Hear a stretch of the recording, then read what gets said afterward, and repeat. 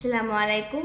আমি আশফিয়াল মালালা আজ আবৃত্তি করছি কবি আবু জাফর ইবাদুল্লাহর লেখা কবিতা আমি কিংবদন্তির কথা বলছি। আমি আমার পূর্বপুরুষের কথা বলছি। তার করতলে পলিমাটির সৌরভ ছিল, তার পিঠে রক্ত জোয়ার মতো ক্ষত ছিল। তিনি অতিক্রান্ত পাহাড়ের কথা বলতেন, অরণ্য এবং সাপদের কথা বলতেন, পতিত জমি আবাদের কথা বলতেন। তিনি কবি এবং কবিতার কথা বলতেন। জিহ্বায় উচ্চারিত প্রতিটি সদ্য সত্য কবিতা, কষিত জমির প্রতিটি শস্যদানা কবিতা। যে কবিতা শুনতে পারে না সে ঝড়ের আর্তনাদ শুনবে। যে কবিতা শুনতে পারে না সে দিগন্তের অধিকার থেকে বঞ্চিত হবে। যে কবিতা শুনতে জানে না সে আজন্ম কৃতদাস থেকে যাবে।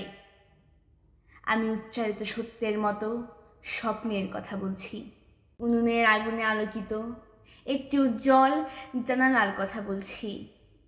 আমি আমার মায়ের কথা বলছি। তিনি বলতেন, প্রবহমান নদী যে সাঁতার জানে না তাকেও ভাসিয়ে রাখে। কিন্তু যে কবিতা শুনতে জানে না সে নদীতে ভাসতে পারে না। যে কবিতা শুনতে জানে না সে মাছের সঙ্গে খেলা করতে পারে না।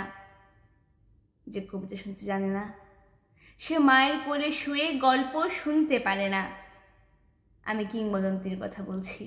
আমি আমার পূর্বপুরুষের কথা বলছি।